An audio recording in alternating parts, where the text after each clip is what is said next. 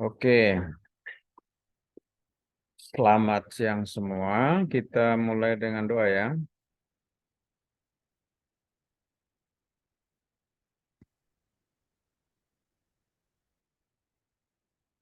Siapa yang mau memimpin doa?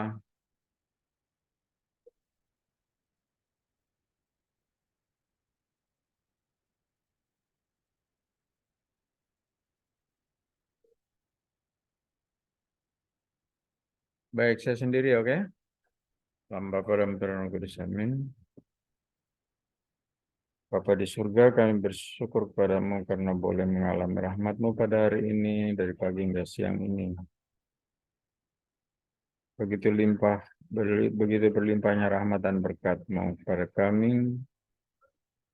Di antaranya kami boleh mengalami kesehatan, kekuatan, kemampuan untuk dapat berkumpul, dapat berjumpa dengan Engkau melalui pembelajaran ini. Berkatilah seluruh proses ini sehingga dapat berjalan menurut kehendak-Mu. Kami serahkan ke dalam tangan-Mu seluruh proses kami melalui Kristus Tuhan kami. Amin. Bapa dan Putra dan Roh Kudus. Amin. Oke. Terbaca ya.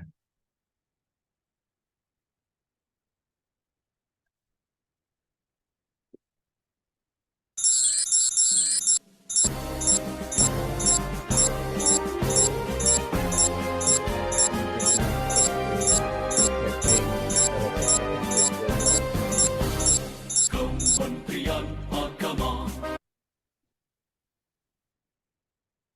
Nah, itu tadi sepintas, bukan sepintas, ini gambaran keseluruhan isi dari buku moderasi beragama ya. Kita sudah membicarakan bagian yang pertama bukan pada minggu yang lalu. Kita sudah bicarakan bagian pertama. Bagian pertama kemarin apa? Masih ingat nggak? Bagian pertama.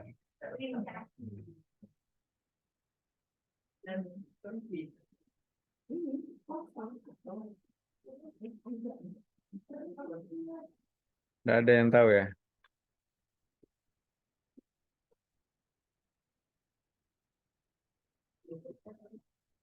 Kok nggak ingat ya? Halo, bagian pertama tentang apa minggu yang lalu? Em, Moderasi beragama di tengah ekstrem kiri dan kanan kalau nggak salah, Pak. Ya, itu salah satu.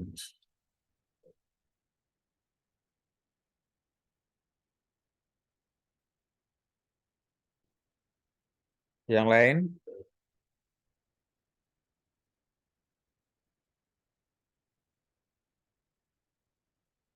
Memang kalian nggak baca ya?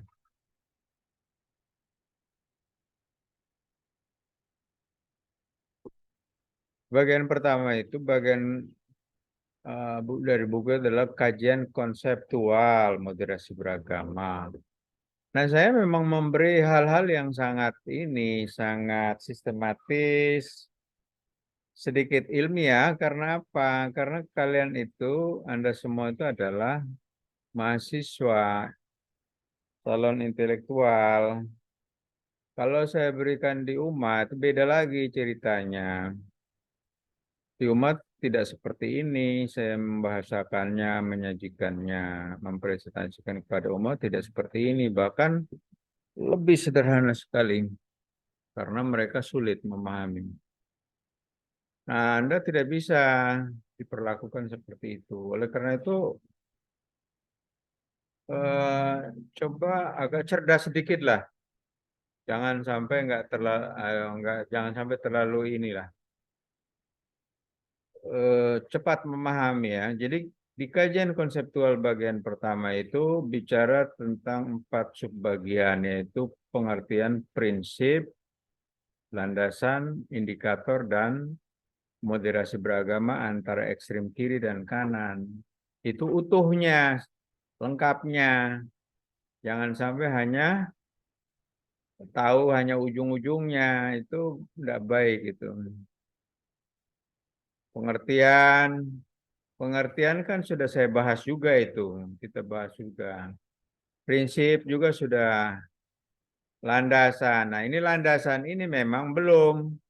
Mengapa belum? Karena landasan ini berbicara tentang landasan moderasi beragama menurut agama-agama. Nah, menurut agama-agama tidak mungkin saya bahas dalam perspektif agama lain, pasti perspektif agama Katolik. Nah, hari inilah antara lain yang akan kita bahas perspektif agama Katolik secara singkat saja. Kalau saya bahas secara tuntas itu nggak cukup 1 semester itu, karena bicara tentang moderasi beragama menurut agama Katolik atau dalam perspektif agama Katolik itu nanti kita bicara dalam kerangka 3 sumber: kitab suci, ajaran gereja, tradisi. Ah, tapi itu tidak saya ajak Anda untuk melihat itu secara komprehensif, secara keseluruhan, dan juga tidak secara literer. Literer itu terlalu tekstual, tidak. Saya akan melihatnya secara praksis saja. Lalu yang bagian kedua itu pengalaman empirik, memang kita belum bahas dan kayaknya nggak terjangkau. Tapi setidaknya saya beri gambaran, kemarin sudah di awal itu ringkasan buku itu sudah toh. Ringkasan buku itu secara ringkas sudah saya beri gambaran. Ada 3 bagian buku itu. Bagian pertama kajian konseptual, bagian yang kedua pengalaman empirik, dan yang ketiga adalah strategi penguatan dan implementasi moderasi beragama. Dan masing-masing memiliki 4 subbagian.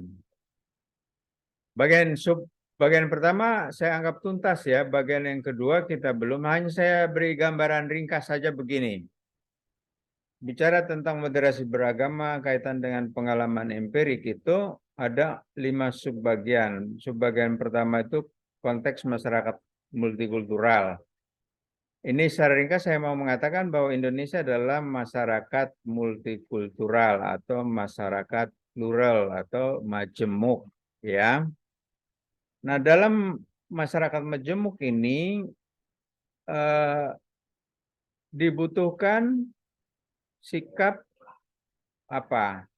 Dibutuhkan sikap yang menerima, menghargai, menghormati keanekaragaman, ya. Baik keanekaragaman dalam bidang atau dalam hal bahasa, agama, suku, ras, etnis, pola pikir, pola pandang, partai-partai, keterlibatan dalam partai, organisasi, musik, seni, tarian, banyak sekali kita. Indonesia itu sangat kaya dengan keanekaragaman. Jadi justru karena kekayaan ini di satu sisi dapat dilihat sebagai keindahan, sebagai kekayaan, sebagai berkat. Tapi di sisi lain juga kita harus melihat sebagai maksudnya di sisi lain harus diwaspadai apa namanya, punya bahaya laten, bahaya laten. Bahaya latennya itu kalau tidak dimanage dengan sebaik mungkin perbedaan itu, maka bisa berpotensi konflik, ya. Bisa berpotensi konflik. Bahkan dalam tataran hidup sederhana pada level yang paling kecil sekalipun bisa terjadi konflik jika perbedaan itu tidak bisa dikelola dengan sebaik mungkin. Contoh, komunitas terkecil masyarakat kita itu apa? Coba saya tanya dulu. Komunitas terkecil masyarakat kita itu apa? Keluarga. Keluarga, ya. Keluarga itu kalau suami istri anak tidak bisa menerima perbedaan masing-masing, maka bisa menimbulkan konflik. Konflik keluarga itu bisa sampai pada tingkat yang tinggi juga kadang-kadang. Di tengah masyarakat kita sering juga mendengar berita-berita aktual bahwa eh, orang tua atau bapak membunuh anaknya berkelahi dengan bapaknya, mamanya, dan sebagainya. Itu banyak terjadi. Apalagi di masyarakat luas, apalagi berbeda macam-macam. Nah, itu kalau nggak dihati, banyak sekali konflik yang sudah terjadi yang tapi untungnya Indonesia bisa dengan bijaksana, dengan arif bisa mengatasi atau menyelesaikan konflik-konflik yang terjadi di sejumlah daerah. Itu yang pertama, itu singkatnya begitu. Jadi dalam menghadapi keanekaragaman, hidup di tengah-tengah pluralitas, kita diminta, dituntut untuk mempunyai sikap mental, moral, perilaku yang bijak, yang mampu menerima perbedaan, menghargai perbedaan, dan bahkan menjadikan perbedaan sebagai modal kekuatan untuk membangun bangsa kita. Yang kedua itu ada modal sosial, lalu penguat moderasi beragama untuk penguatan toleransi aktif,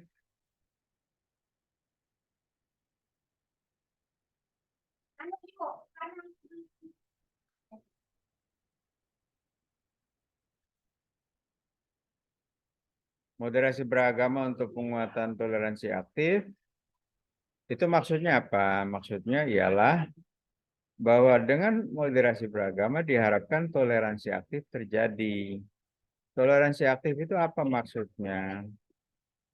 Toleransi aktif itu maksudnya tidak hanya sekedar membiarkan orang melakukan ibadah, mempraktekkan agamanya, mewujud nyatakan ajaran-ajaran agamanya, tetapi saya sampai pada tingkat kerjasama ya, sampai pada tingkat kerjasama. Eh, Lalu moderasi beragama juga diharapkan dapat menghindarkan kekerasan, mencegah timbulnya kekerasan. Dan jika terjadi kekerasan, diharapkan moderasi beragama dapat menyelesaikan sikap dan tindakan kekerasan atau dampak dari sikap dan tindakan kekerasan itu. Yang terakhir adalah moderasi beragama di era disrupsi. Nah, ini saya mau beri sedikit ya. Moderasi beragama di era disrupsi. Ah, ini ya. Ini kelihatan nggak dari situ? Belum ya, saya belum share ya.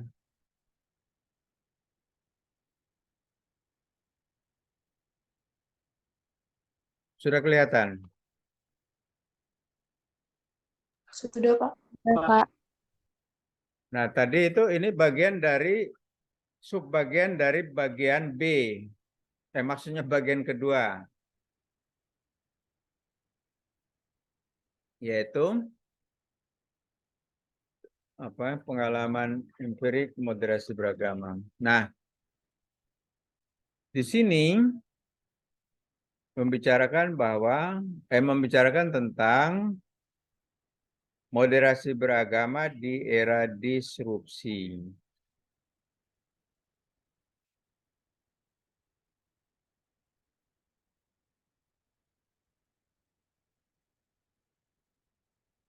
Tuh.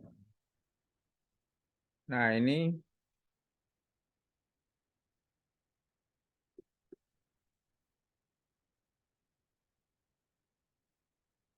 apa? Tren kita sekarang adalah Ini ya. Saya tidak men-slideshow-kan karena ini saya belum menormalkan dia punya settingannya. Ini settingan otomatis, dia akan jalan sendiri.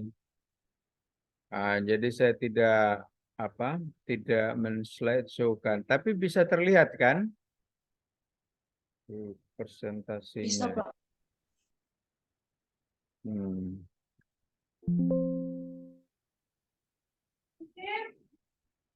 Tren kita adalah tren IT, tren media sosial ya, tren kita ya. Nah, karena tren kita ini seperti ini, yang berpotensi positif dan selalu banyak yang positif sebetulnya. Hanya tapi negatifnya juga tidak kalah. Maka kita harus bijaksana dalam mengelola cara kita menggunakan IT dan atau media sosial. Nah, ini saya memberikan sedikit tentang perubahan atau disrupsi. Indikatornya adalah iptek berkembang pesat. Ilmu pengetahuan dan teknologi berkembang pesat dan memasuki revolusi industri digital 4.0, bahkan sekarang 5.0. Perubahan radikal dalam semua aspek kehidupan tidak terkecuali bidang kehidupan beragama. Terus disruptif teknologi ditandai dengan kemajuan teknologi informasi,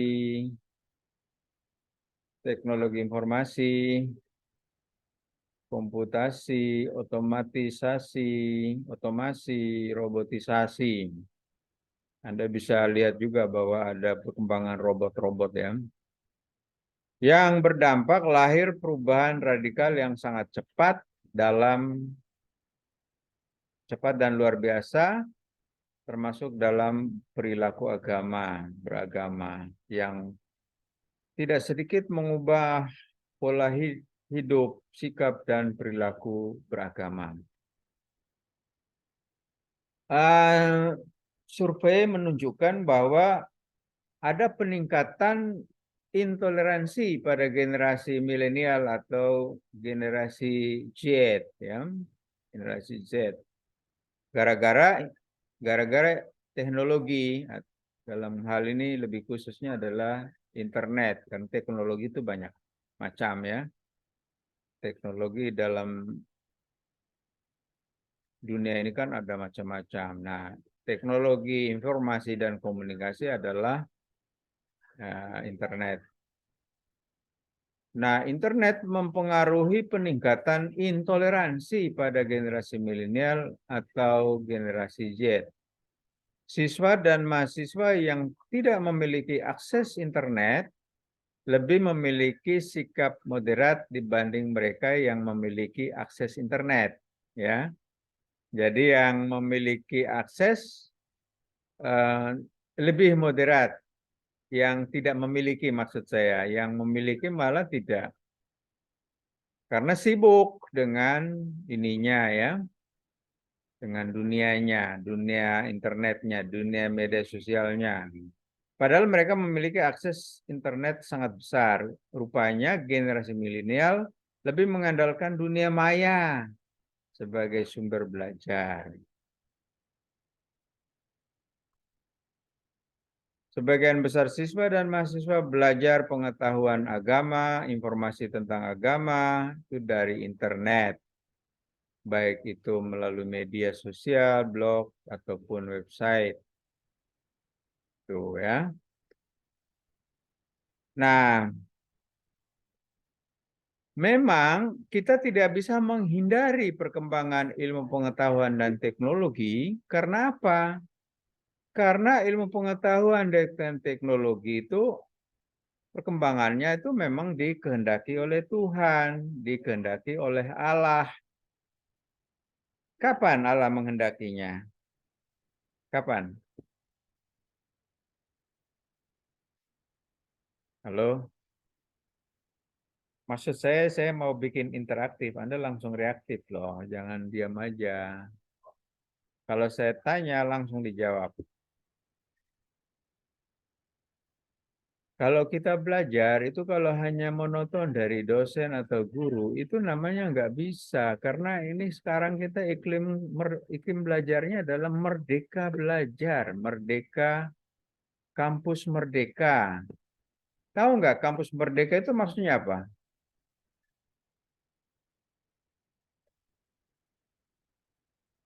Kampus merdeka itu sebetulnya adalah kalaupun nggak ada dosen, nggak ada guru, sederhananya loh ya, saya tidak mengulasnya secara filosofis, sosiologis dan edukatif dan lain-lain secara ini ilmiah. Saya melihatnya sederhana dari kata merdeka belajar. Kampus merdeka. Merdeka itu apa? Merdeka itu bebas. Bebas itu berarti saya bebas belajar kapan saja, di mana saja, dengan siapa saja. Menggunakan cara apapun. Itu namanya merdeka belajar. Merdeka kampus. Kampus dimanapun boleh, tidak harus di Balun Ijuk. Itu namanya merdeka belajar, kampus merdeka. Terus pertanyaannya, mengapa ada kampus? Ya memang harus ada kampus. Kan ada sisi administrasinya, perkuliahan juga tidak mungkin di luar terus, kan pasti sekali-sekali di kampus. Makanya dibuat 50%, 50%. Nah, kembali ke sini. Tuhan menghendaki bahwa ilmu pengetahuan dan teknologi itu berkembang itu saat Tuhan menciptakan manusia. Dengan berfirman, beranak cucu dan bertambah banyak, penuhilah bumi dan takluklah itu, berkuasalah atas ikan-ikan di laut dan burung-burung dan seterusnya. Berkuasalah, berkuasalah, takluklah. Itu mempunyai makna kita diminta untuk mengelola, mengembangkan, menemukan, mencari, mengeksplorasi, dan menemukan hal-hal yang terkandung di dalam ciptaan itu. Makanya ada berbagai macam penemuan. Salah satunya adalah ilmu pengetahuan dan teknologi. Maka perkembangannya memang iya. Lalu dari waktu ke waktu berkembang dan berkembang. Itu ya. Nah kemudian Albert Einstein juga mengatakan, maksud saya begini, saya mau bilang dulu begini. Iptek itu dikehendaki oleh Allah, maka diciptakannya. Memang Allah tidak menciptakan iptek dalam bentuk jadi. Tapi potensi iptek itu diciptakan oleh Allah.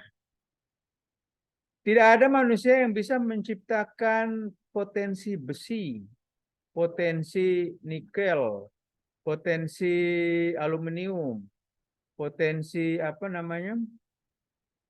emas dan seterusnya.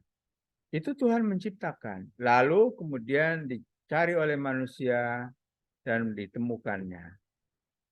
Tuhan tidak menciptakan handphone, tetapi menciptakan bahan-bahannya, barang dasarnya, potensinya. Lalu oleh manusia yang sudah diberi kuasa dan diberi kemampuan dan keahlian, karisma, kecerdasan, menemukan. Oleh karena itu tidak bisa. Maka Albert Einstein mengatakan dengan bijak seperti ini. Faith without science and technology itu tambahan saya sendiri. Yang asli dari Albert Einstein itu faith without science is blind. Lalu science and technology without faith is crippled. Itu kata Albert Einstein. Albert Einstein mengatakan bahwa iman atau agama tanpa ilmu pengetahuan dan teknologi itu buta. Sebaliknya, ilmu pengetahuan dan teknologi tanpa iman itu lumpuh. Dengan kata lain, iptek dan iman itu saling membutuhkan, saling melengkapi. Tinggal bagaimana cara manusia mengelolanya, menggunakannya demi kepentingan kemanusiaan dan pemulihan Allah. Itu saja. Kalau dia menggunakannya untuk kejahatan, untuk tindakan-tindakan amoral, tindakan-tindakan yang bertentangan dengan nilai-nilai moral, nilai-nilai agama, nilai-nilai moderasi, maka dia akan menjadi kehancuran. Maka dalam agama Katolik, dalam banyak hal, dalam banyak kitab dinyatakan, khususnya di sini, di Korintus ini, mengatakan bahwa Allah lah pencipta dan pengembang teknologi yang pertama dan utama. Maka kita hendaknya menggunakan teknologi kita untuk melayani Tuhan dan sesama. Jangan kecanduan ya, jangan kecanduan. Jadi kalau kita di gereja, tinggalkan HP. Kalaupun membawa, kita matikan, nonaktifkan. Kalau tidak mau nonaktifkan, disilentkan. Dan tidak membuka selama kita melakukan ibadah. Selama kita mengikuti ibadat atau liturgi atau perayaan Ekaristi ya. Kalau kita sedang melakukan itu, perayaan Ekaristi. Jadi jangan ya. Di sekolah saat belajar, kecuali gurunya menghendaki penggunaan HP. Kan sekarang memang eranya teknologi. Jadi kadang-kadang guru mengatakan silakan buka. Ah, kan boleh itu. Sekarang memang eranya. Kalau tidak dibolehkan membuka, jangan membuka. Jangan gurunya sedang ngajar, Anda sibuk dengan main HP, kan gitu. Dan seterusnya. Jangan menggunakan untuk hal-hal yang tidak berkenan. Untuk berbuat dosa, berjudi. Berbuat dosa itu antara lain pornografi, perjudian, prostitusi, selingkuh, dan seterusnya. Jangan. Karena HP itu bisa, atau alat informasi itu, teknologi informasi itu bisa. Semuanya serba bisa sekarang. Anda akan pernah baca itu, mendengarkan berita-berita bahwa orang sekarang melakukan prostitusi online. Ya, hebat kan sekarang teknologi bisa digunakan itu. Nah, kita nggak bisa menggunakan itu karena kita harus bijak dan sungguh-sungguh menggunakan untuk kebaikan dan kepentingan bersama kemuliaan Tuhan. Mari kita gunakan untuk kemuliaan Tuhan dan kesejahteraan manusia. Nah, ini juga kita diharapkan atau diminta oleh Paulus untuk memperhatikan manfaat dari teknologi itu. Yaitu pertama mengembangkan akal dan talenta. Jadi kita harapkan bahwa teknologi yang kita punya itu untuk mengembangkan akal dan talenta. Dan untuk pertumbuhan dan perkembangan rohani kita. Ini lengkapnya nanti dibaca ya. Lalu kita diharapkan menggunakan teknologi sebagai berkat atau untuk memberkati dunia. Bagaimana bisa? Bisa. Tulislah WA yang bagus-bagus, yang lembut, yang penuh kasih, yang penuh dengan keramahan, memberikan spirit atau semangat, menciptakan suasana sejuk, damai, itu memberkat. Lalu Kita memberkati mereka, orang-orang yang kita kirimi pesan dengan mengakhirinya dengan God atau God bless you atau Tuhan memberkati. Itu sudah memberkati. Atas nama Tuhan kita memberkati. Memang tidak sama dengan berkat yang diberikan Tuhan, tetapi kita mendoakan supaya mereka yang kita kirimi itu diberkati. Saatnya juga kita mewartakan. Kita kirim pesan-pesan Injil, pesan-pesan kitab suci, pesan-pesan moral melalui WA kita, melalui media sosial yang lain. Kan media sosial itu banyak. WhatsApp itu termasuk yang terbesar, terbanyak digunakan dan termudah. Kemudian YouTube, Instagram, Twitter, macam-macam media sosial. Kompasiana, Forum Kompas, semua sekarang, semua media cetak sekarang larinya ke online semua sekarang. Kalau Anda baca itu Detik itu AD, terus Kompas, terus Jawa Pos juga mungkin ada.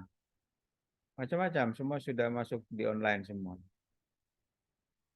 Dan kita mempunyai kesempatan yang sangat luas untuk menyebarluaskan kebaikan, kebenaran, ajaran-ajaran, nilai-nilai universal. Macam-macam, kita sangat bisa. Nah, ini yang saya ajarkan kepada Anda ini sudah terpublish di media sosial dan sudah dibaca oleh, walaupun tidak banyak yang membaca, tetapi itu sudah bermanfaat bagi orang yang sudah membaca itu. Ya.